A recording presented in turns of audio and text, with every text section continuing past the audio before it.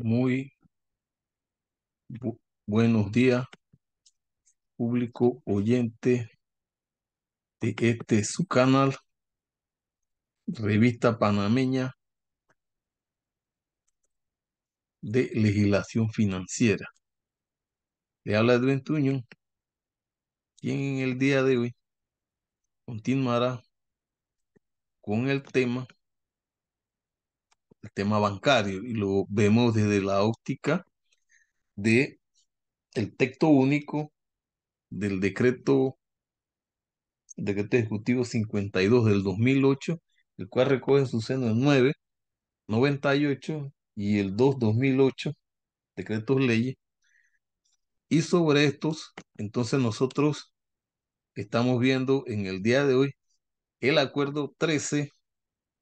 el acuerdo 13/2018, el acuerdo 13/2018 de 27 de noviembre de 2018,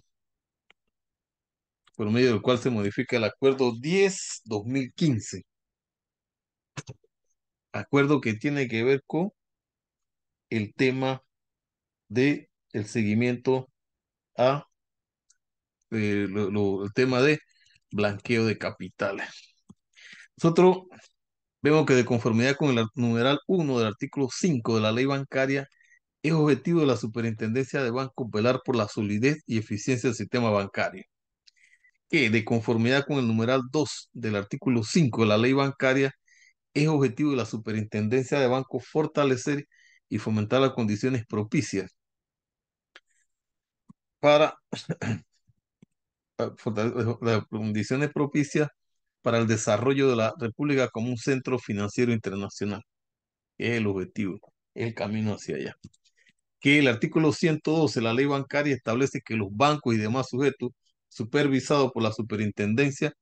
tendrán la obligación de establecer las políticas y procedimientos y las estructuras de controles internos para prevenir que sus servicios sean utilizados en forma indebida para el delito de blanqueo de capitales, financiamiento del terrorismo y demás delitos relacionados o de naturaleza similar. Que de conformidad con lo establecido en el artículo 114 de la ley bancaria, los bancos y demás sujetos supervisados por la superintendencia adoptarán políticas, prácticas y procedimientos que les permitan conocer e identificar a sus clientes y a sus empleados con la mayor certeza posible, conservando la superintendencia la facultad de desarrollar las normas pertinentes que se ajusten a las políticas y normas vigentes en el país. Que la ley 23 del 27 de abril del 2017 adopta medidas para prevenir el blanqueo de capitales, financiamiento del terrorismo y financiamiento de la proliferación de armas de destrucción masiva. Que el artículo 19 de la ley 23 del 2015 establece como organismo de supervisión, entre otros, a la superintendencia de bancos. Que el artículo 20, numeral 7 de la ley 23 del 2015 establece entre las atribuciones de los organismos de supervisión emitir normas de orientación y retroalimentación a los sujetos obligados financieros, sujetos obligados no financieros y actividades realizadas por profesionales sujetas a supervisión para su aplicación, al igual que los procedimientos para la identificación de los beneficiarios finales de las personas jurídicas y otras estructuras jurídicas. Que del acuerdo 10/2015, la Superintendencia de Bancos desarrolló normas de prevención del lavado de activos que los bancos y empresas fiduciarias deben adoptar como parámetros mínimos para evitar que sus servicios se lleven a cabo mediante o sobre fondos provenientes del blanqueo de capital, el financiamiento del terrorismo y financiamiento de la proliferación de armas de destrucción masiva. Que las 40 recomendaciones del Grupo de Acción Financiera Internacional constituyen un estándar internacional consistente que los países deben implementar de manera efectiva a través de medidas legales y regulatorias y operatorias a fin de contar con un sistema nacional sólido que permita combatir el blanqueo de capital, el financiamiento del terrorismo y financiamiento de la proliferación de armas de destrucción masiva. Que la nota interpretativa de la recomendación 10 establece que existen circunstancias en las que el riesgo de lavado de activos y financiamiento del terrorismo pueden ser menor, por lo que en dichas circunstancias y siempre que medie un análisis adecuado del riesgo por parte del país o la institución financiera, puede ser razonable que un país permita a sus instituciones aplicar medidas simplificadas de debida diligencia al cliente. Que en sesiones de trabajo de esta junta directiva se ha puesto de manifiesto la necesidad y conveniencia de modificar algunos artículos del Acuerdo 10-2015 sobre prevención del uso indebido de los servicios bancarios fiduciarios con la actividad, con la finalidad de incluir algunos aspectos contemplados en las 40 recomendaciones del GAFI y de ampliar los casos en que será aplicable la debida diligencia simplificada. Todos los antecedentes de este acuerdo 13-2018 versan sobre medidas que han sido tomadas por la Superintendencia de Banco y su junta directiva, y ahora lo que está o sea, que se va a incrementar son los acuerdos, algunos elementos de las 40 recomendaciones, de la recomendación 10 de entre las 40 recomendaciones del Grupo de Acción Financiera Internacional, que lo que hacen es cerrar las posibilidades y que los actores que están dentro de las instituciones que supervisa la superintendencia de banco tengan medidas, tengan elementos o tengan la normativa vigente para profundizar y hacer más efectivo el seguimiento a esta actividad. Sobre el perfil de las personas naturales, que es uno de los de las modificaciones, el artículo 14 va a quedar así. Eh, ¿Qué es lo que, se modifica en este punto? El perfil del cliente, de las personas naturales. El tema de que había que tener recomendaciones de bancos o recomendaciones de empresas. Esto se elimina. Todo lo demás continúa igual. También el perfil de las clientes de personas jurídicas. También se elimina el tema de que haya que tener recomendaciones bancarias o de otras empresas. Eh, es importante ver que en el tema de la identificación último beneficiario, del último beneficiario también se hacen avances y se amplían. Se amplía la normativa para identificar el último beneficiario, y es una situación que no es tan fácil, pero que hay una decisión de buscarla. La fuente y origen de los recursos patrimoniales quedan igual. Entonces, la debida diligencia simplificada es otro que, a pesar de ser simplificada en este acuerdo, se amplía, se amplía o se desarrolla la debida diligencia simplificada. Solo será aplicable en los siguientes casos: las cuentas de trámite simplificado según los parámetros establecidos en el Acuerdo 1-2013, por ser cuentas de baja transaccionalidad con un umbral cuantitativo establecido, y cuentas de Navidad.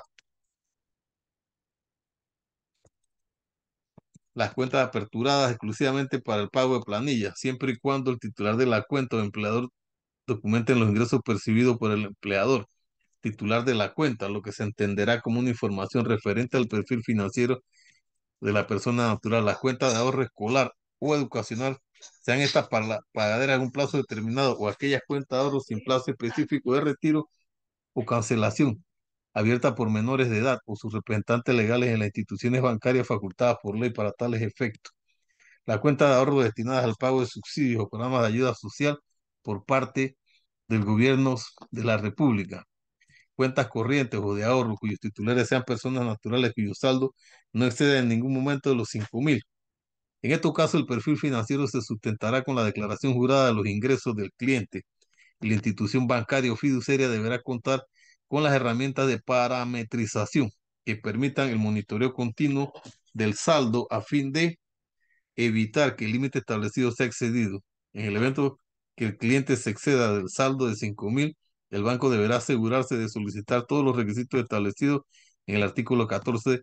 del presente acuerdo. Las cuentas corrientes o de ahorro aperturadas exclusivamente para ser utilizadas a través de monederos electrónicos, de operaciones de negocio a negocio o de persona, de negocio a persona. En estos casos, el perfil financiero del cliente podrá acreditarse mediante la documentación que muestre la relación comercial y el volumen de operaciones con proveedores o distribuidores. Las cuentas aperturadas para la retención del impuesto del bien inmueble. Cualquier otro producto que, previa evaluación del riesgo por parte del banco, tenga por objeto la inclusión financiera representa un nivel de riesgo bajo, siempre que dicho producto sea previamente aprobado por esta superintendencia para estos efectos. También el tema de los grupos bancarios, la normativa se amplía de manera significativa y se plantea lo siguiente, además que la propietaria de las acciones bancarias de los grupos bancarios en los cuales la superintendencia de banco ejerza la supervisión de manera global el riesgo de blanqueo de capitales a nivel del grupo, así como evaluar los posibles riesgos relacionados con las actividades notificadas por sus sucursales, filiales y subsidiarias cuando así proceda. Además, deberán contar con políticas y procedimientos que le permitan determinar la exposición de riesgo del cliente en otras sucursales, filiales o subsidiarias pertenecientes al mismo grupo económico. Además, la superintendencia tendrá acceso a la información de los clientes que permite evaluar el cumplimiento de esta disposición con respecto a las instituciones del grupo bancario que operen de manera directa con el banco. La superintendencia de banco deberá asegurarse que el grupo bancario aplique normas y procedimientos equivalentes a las adoptadas por el banco, en especial en lo que se refiere a las medidas de debida diligencia. También que para los efectos de lo dispuesto en este artículo y acorde a los lineamientos del Grupo de Acción Financiera Internacional, los grupos bancarios sujetos a la supervisión consolidada de esta superintendencia deben desarrollar políticas y procedimientos corporativos con relación al sistema de prevención del blanqueo de capitales, financiamiento del terrorismo y financiamiento de la proliferación de armas de destrucción masiva, incluyendo políticas y procedimientos a nivel del grupo en materia de gestión de riesgo y prevención del blanqueo de capitales, financiamiento del terrorismo y financiamiento de la proliferación de armas de destrucción masiva, política y procedimientos para intercambiar información dentro del grupo para propósito de prevención del blanqueo de capitales, financiamiento del terrorismo y financiamiento de la proliferación de armas de destrucción masiva. Esta política y procedimientos deberán incluir, sin limitarse a otros aspectos, el intercambio de información, análisis de operaciones inusuales y reporte de operaciones sospechosas. De este modo, las sucursales, filiales y subsidiarias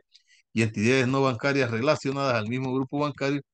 deberán recibir este tipo de información cuando la misma sea relevante y apropiada para una adecuada gestión de riesgo. Este intercambio de información dentro del grupo bancario no se considera revelación de información a terceros, por lo cual dicho intercambio no contraviene lo dispuesto en el artículo 56 de la Ley 23 de 2015. Criterios necesarios que deben adoptar los integrantes del grupo bancario para asegurar elevados estándares a la hora de contratar a los trabajadores y designar a los directores y gerentes. Programa de capacitación en materia de prevención del blanqueo de capitales, financiamiento del terrorismo y financiamiento de la proliferación de armas de destrucción masiva. El tipo y alcance de la referida política y procedimientos deben tomar en consideración el riesgo de blanqueo de capitales, financiamiento del terrorismo y de la proliferación de armas de destrucción masiva y ser consistentes con la complejidad de las operaciones y servicios que ofrecen, así como el tamaño del grupo bancario. Dada en la ciudad de Panamá el 27 de noviembre del 2018, el presidente Luis Alberto Larroca, secretario Arturo Yerbaud. Entonces, estas son las modificaciones que se hacen 3 años después, del 2015 al 2018, y se incorporan, se desarrollan algunos elementos importantes para ampliar la situación de la actividad. Hablo para ustedes, Edwin Tuño.